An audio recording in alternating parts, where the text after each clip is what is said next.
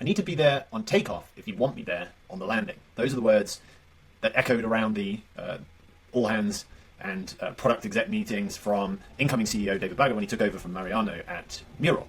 And that threw a bit of a spanner in the works because there was so much work going on that how could it really be feasible to go back in time and have David there on the takeoff at the start of the project or the initiation and the early phases to be able to get the buy-in and the decisions to continue into next phases.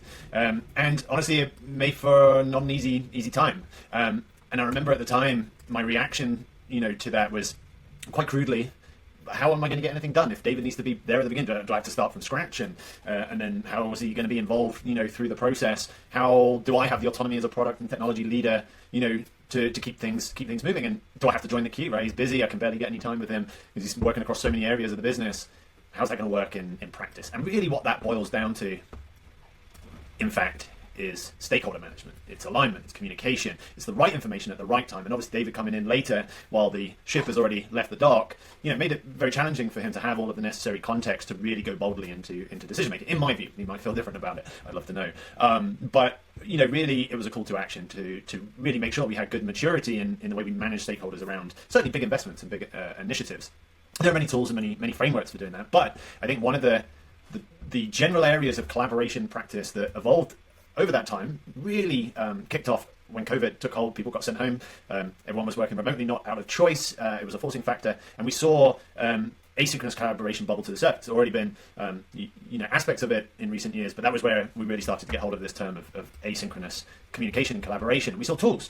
So Loom, although founded in 2015, didn't really hit hyperscale growth and market traction at scale until 2021, so well within the sort of COVID pandemic era. Our competitor from Miro Times, Miro, they launched TalkTrack. I actually built something similar called Replays while I was at Miro, but it never found its way to market.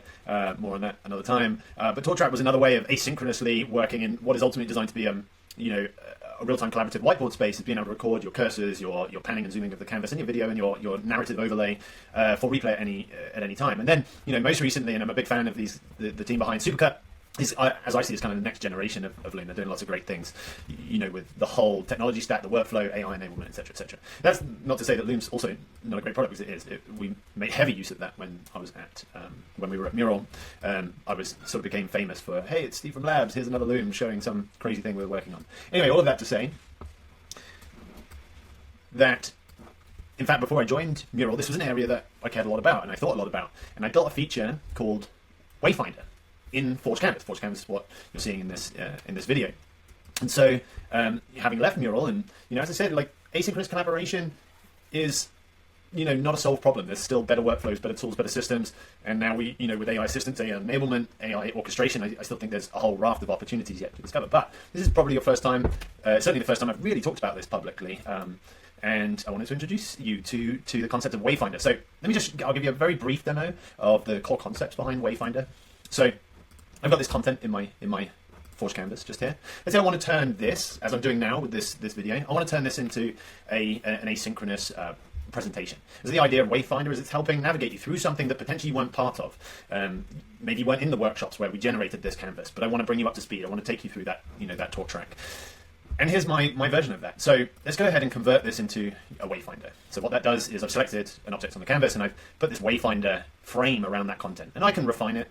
I can frame just that content. In this case, I actually want to frame, both of these items with the Wayfinder step. And so that's the first thing. Now I have something presentable, right? And then the second step is being able to add information. So as you see, it's got a default title. Let's say I want to call it Wayfinder Welcome, and an optional description. I can say where I want my video layout to be at this point. From here, we can jump into the video recording, and let's start our video. Okay, so this is kind of meta because I'm recording the video of me recording a video, but let's see how this goes. Hello, and welcome to Wayfinder, introducing Wayfinder to the world for the very first time. Okay, so I've recorded that video. You can see I've got beautiful custom video layout, and so if I'm happy with this video, I click done. I will now upload. So you can see I've got a recording for this Wayfinder step. Now I'm going to work through some additional optional workflow steps. I'm going to generate a transcription. So there we go. I'm going to refine that transcription. and I'm going to have, based on the transcription, have it recommend the title and description for this particular step. So there we go. Now in the future that might all be fully automated, but for now I've made that kind of optional. And at this point I now have my video, I have my transcription, the Wayfinder step has a nice title and description. Okay, so in the next step what I want to do is add a little visual flair, I would say. So let's take a look at this. I'm going to replay the video. Hello and welcome to Wayfinder, introducing Wayfinder to the world for the very first time. Okay, so at this point you saw I hit this add keyframe button just on the particular point when I said Wayfinder in the video. So now I go into the animation tab and I'm going to add a little ta-da animation. I've got a few presets, and then what I'm going to do is if I click on the field here and select the Wayfinder text, no, not that one. Let's get rid of that.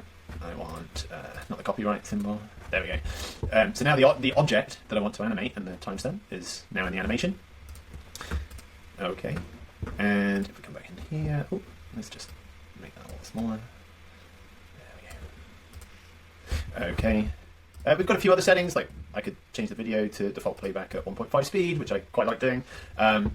And we've got some other options for how it plays back, particularly useful when we start to actually sequence these Wayfinder steps together. So let's go ahead and take a look at what actually this looks like in practice. Now, here's one I made earlier. So this is an actual workflow where we're working on the launch of a new football analytics product, and I have detailed the whole customer order flow from the customer perspective, the admin perspective, and our expert footballer who's going to engage with the customer. And so you can see here I've created a Wayfinder that has a whole sequence of these kind of Wayfinder steps set up. So what I want to do at this point, let's go ahead and open up the published view. So this is then, having created this, what I would send, to going back to the very original point. This is what I would send to David, or in this case, I send to the folks in my team working on this particular project. And so let's do that. Here we go. So in this case, this is them how they'll consume the experience. So they don't need to worry about all the the Wayfinder blocks and even panning and zooming around the canvas, because that's what the Wayfinder is all about. So now if I welcome to the new customer order flow version 1. I put together this visual workflow that contains all the different steps that I imagine we're going to need as we enter into this pipeline. It's going to change, we're going to learn, but hopefully there's a way of vision.